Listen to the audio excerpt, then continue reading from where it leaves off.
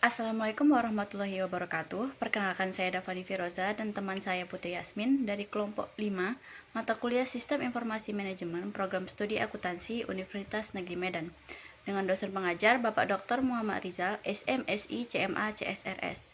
Nah, pada kesempatan kali ini, kelompok kami akan mempresentasikan materi mengenai sistem enterprise. Selamat menonton. Nah, yang pertama kita akan membahas mengenai konsep sistem enterprise. Nah, menurut beberapa sumber, diantaranya yaitu menurut Kenneth C. Loudon dan Jane P. Loudon, sistem enterprise adalah sistem yang mengintegrasikan proses bisnis utama perusahaan dalam satu sistem informasi, sehingga data dapat dipertukarkan secara real-time dan meningkatkan efisiensi serta kualitas pengambilan keputusan. Menurut IBM, sistem enterprise adalah platform perangkat lunak besar yang mengintegrasikan berbagai aplikasi bisnis dalam satu sistem terpadu, sehingga data lebih konsisten dan kolaborasi antar departemen meningkat. Nah, selanjutnya menurut sistem informasi manajemen, sistem enterprise ini berperan mengintegrasikan informasi untuk mendukung kegiatan operasional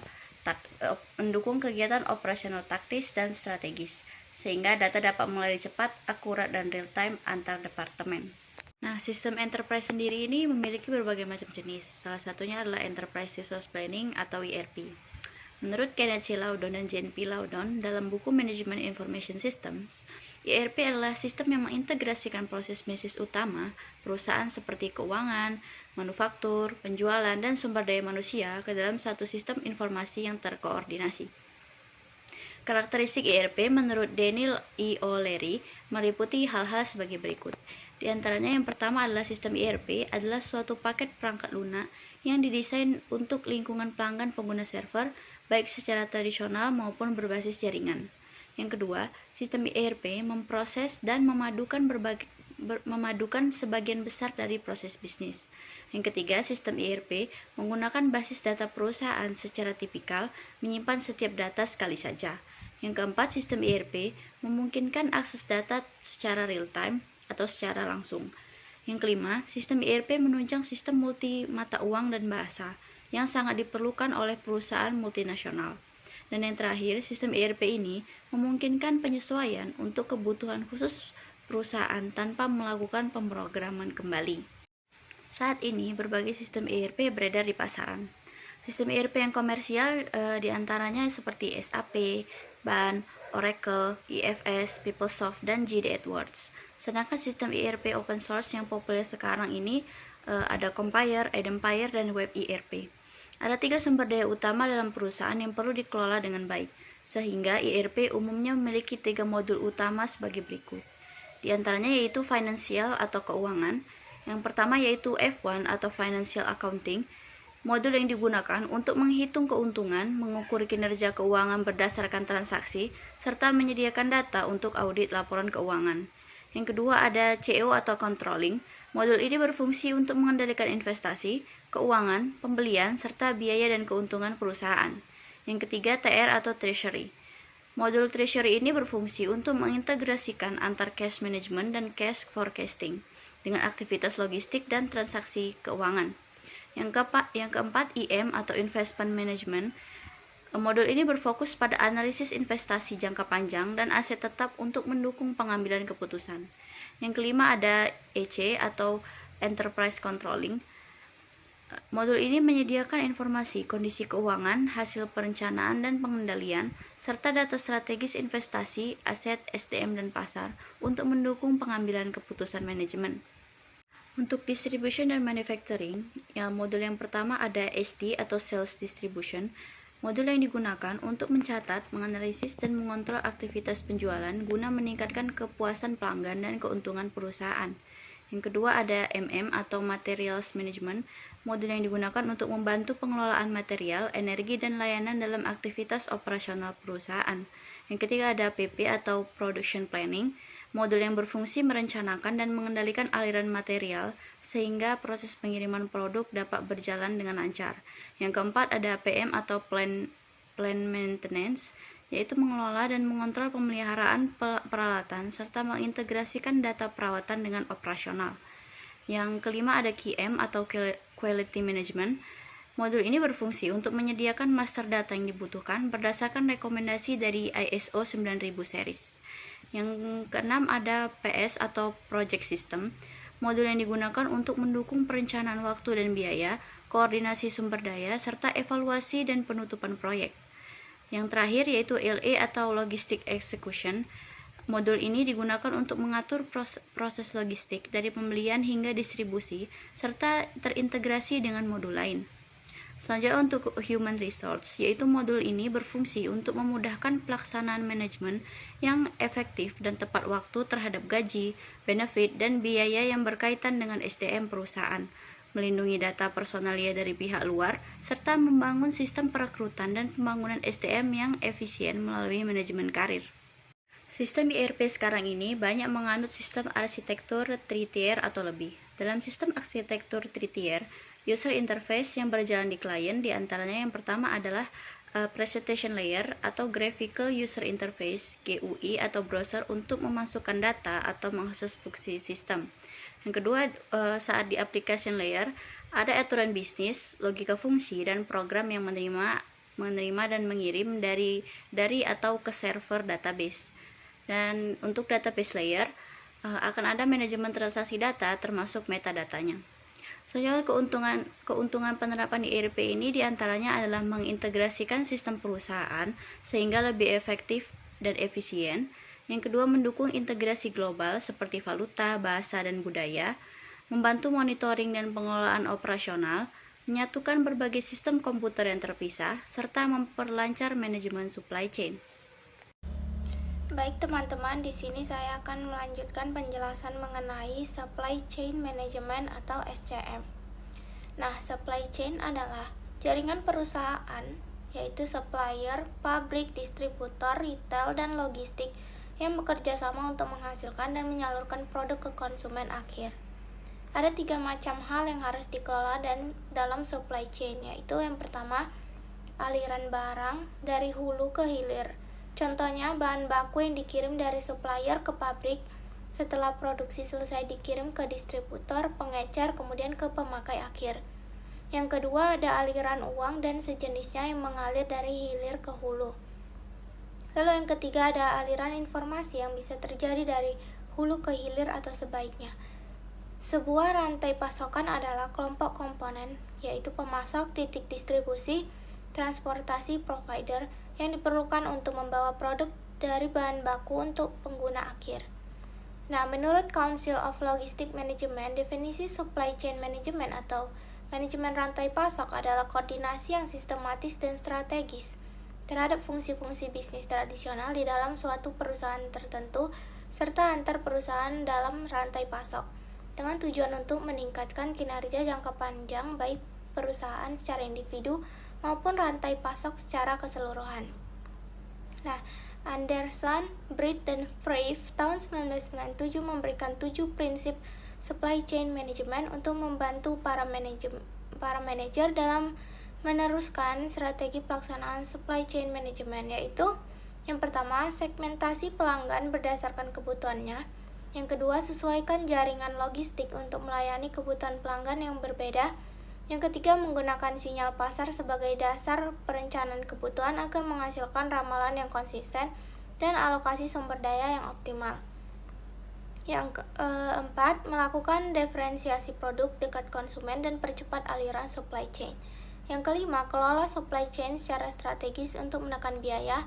Yang keenam, gunakan teknologi terintegrasi untuk mendukung pengambilan keputusan. Dan yang terakhir, menerapkan pengukuran kinerja supply chain guna meningkatkan layanan konsumen.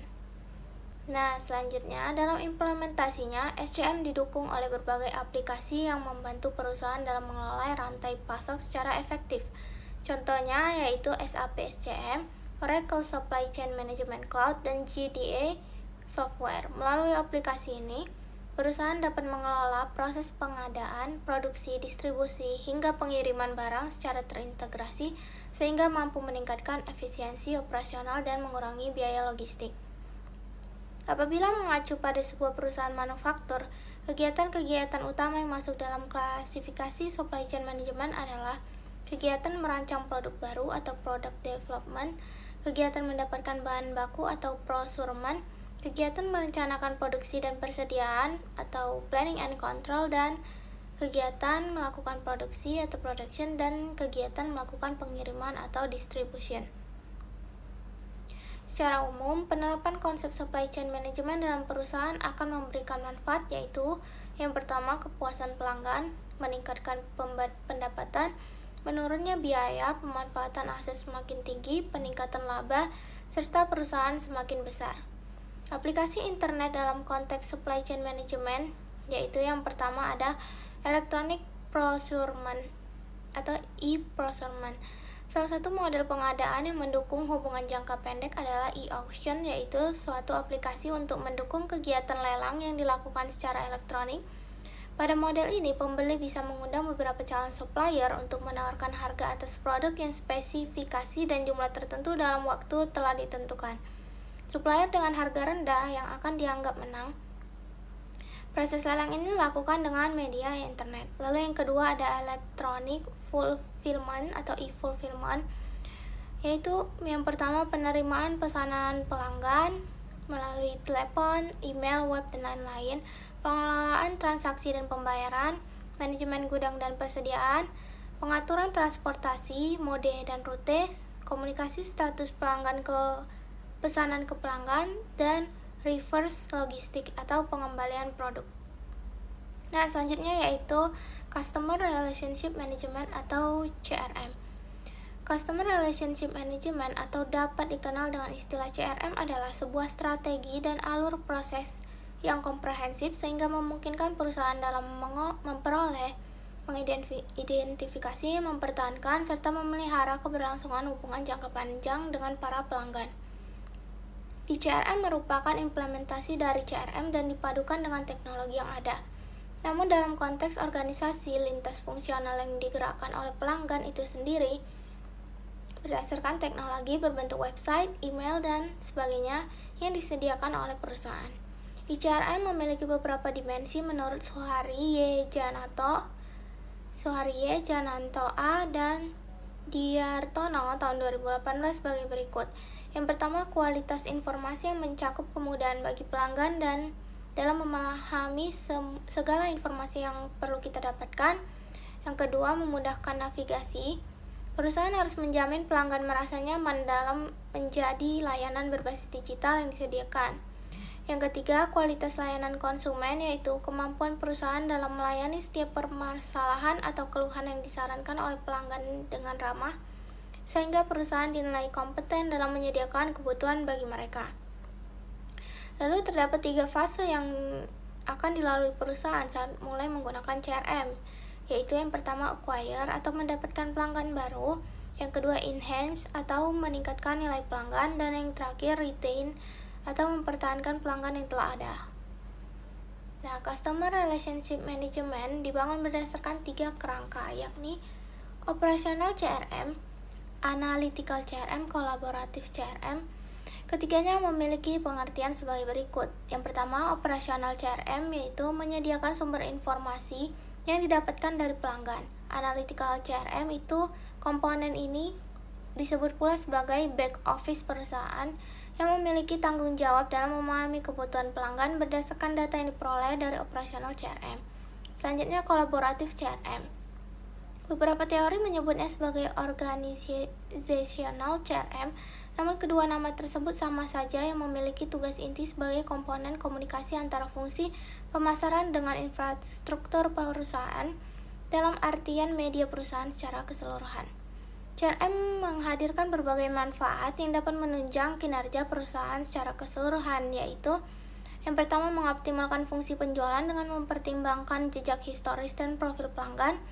Yang kedua, komunikasi yang dijalankan dua arah sehingga memperluas terjadinya pengenalan serta pemecahan masalah dengan cepat. Yang ketiga, terciptanya cross-selling atau perusahaan dapat mengetahui karakteristik pelanggan sehingga produk atau jasa yang ditawarkan akan sesuai dengan kebutuhan mereka. Yang keempat, menarik pelanggan dengan layanan atau penyesuaian yang sifatnya pribadi. Dan yang kelima, menjaga keberadaan pelanggan yang sudah ada dengan menawarkan inovasi berdasarkan produk atau jasa yang biasa mereka konsumsi. Nah, selanjutnya adalah penerapan sistem enterprise dalam perusahaan.